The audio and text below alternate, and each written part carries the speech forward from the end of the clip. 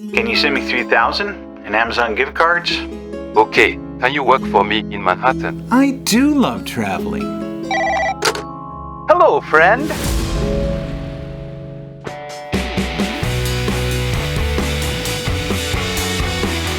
If you watch our channel, you're probably aware that I love technology. I love computers and the internet and phones and texting. And nothing makes me more angry than people that try to use the things I love to take the advantage of and hurt people who are vulnerable and lonely. And of course, that's what scammers do. They use email and phone calls and texts to do some very serious harm to people. But one of my guilty pleasures is using these opportunities to use up their time so they can't target somebody else. And I've done this through phone calls and email, and most recently through text, because this is another way that scammers are trying to get your information. And they text you really weird things. They'll text you a simple statement that says something like, "Hi," or "How are you?" or "I haven't heard from you since last night," or, "Do you have that thing I was looking for?" They're expecting you to respond by saying, "Who is this?" And "I think you have the wrong number." And of course, this opens up an opportunity for them to say, "Oh, sorry, who is this?" And if you respond, they now have your name and your phone number. And then they'll continue by saying things like, "Oh, sorry, you seem nice. Where do you live?" "Oh, why do you live there? What do you do for a living? Do you have a wife? Do you have children? What are their names? How many people are there in your household?" Things like that, making it easier for them to steal your information. And of course, if they see that you're lonely or willing to give this kind of information, it also opens up the opportunity for them to try and get money from you or to bribe you or whatever.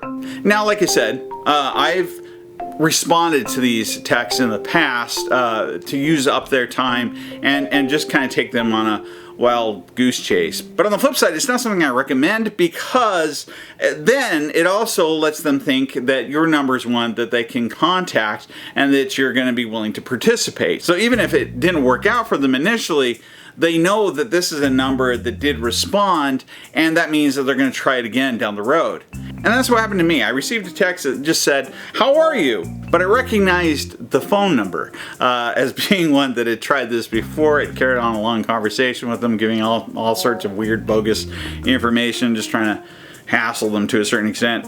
But then I decided to myself, I wonder if I could beat them to the punch, if I could be the first one to scam them before they try to scam me. And honestly, a lot of times, if it's too obvious, this doesn't work out, they'll give up pretty quickly because they want to spend their time on people that are more likely to be vulnerable, that they know they can actually scam. So I also get to get out as much of the joke as I can. So I wrote him back and I said, "Oh good, it's you. I have a favor I need to ask. I'm stuck in Greece and my passport and wallet are missing. If you would be so kind, please wire me $5,000. I'll be happy to pay you back in full amount and more. Also, I need the money in Amazon gift cards. If you can send them to India, that'd be great. Also, it would help if you could text me your name, address, birth date, mother's birth date, your first pet's name, and social security number. You'd really help me out. Thanks again, your friend always." And then I signed up my name, Bob Jenkins. And surprisingly, within like 20 minutes, they responded. "Oh, what do you do there? In India? You told Greece.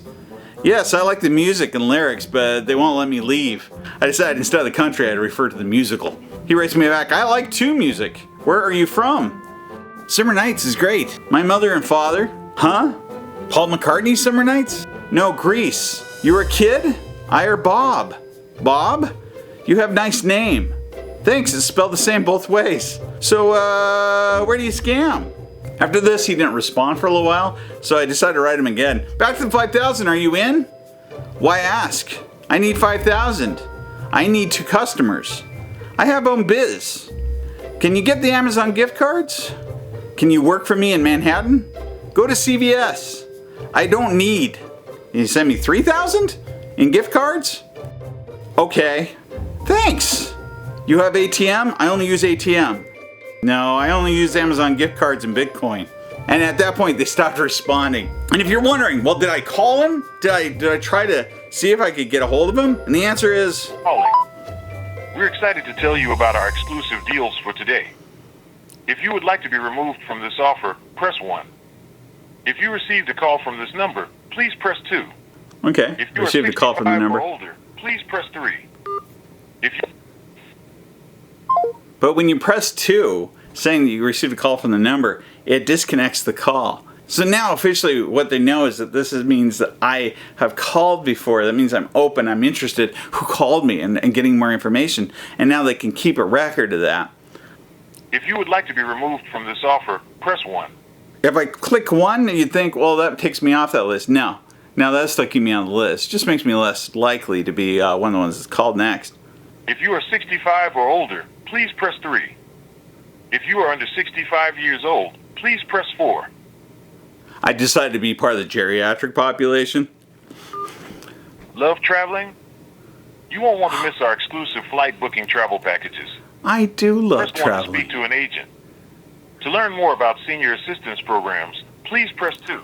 Then it gives me options for everything from pest control to flights, different places, things like that. Seems pretty obvious that this scam is targeting older people, apparently 65 and older. So, and interesting enough, there's apps and websites that allow you to do something called auto calling, which is a questionable thing. It's not legal in a lot of places, and it shouldn't be, because it's what allows these scammers to do what they do. But you can also auto call one number.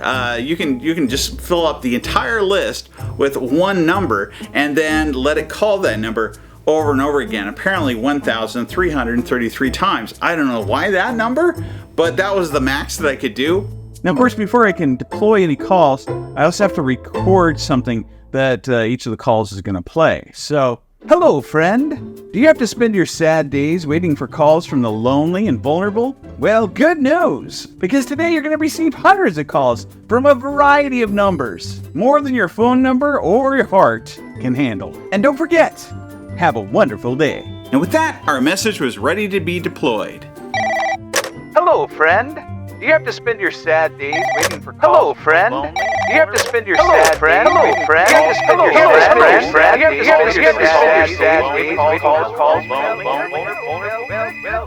But before it even hit 100, suddenly it said that the phone number that I was calling was unreachable. So when I tried calling it, We're sorry, but the WebV subscriber is no longer accepting calls at this number. If you feel you received... so obviously the number has been disconnected, or the number's no longer reachable. And it sounds like it's some web-based phone number. So the key is, for the next couple hours when I tried it, it was no longer a number that was going to be texting people or trying to get them to respond. Now, I don't recommend doing any of this. True, it was humorous to me, kind of funny, but it's also somewhat dangerous. You never know who's on the other line or who's on the other end of these things.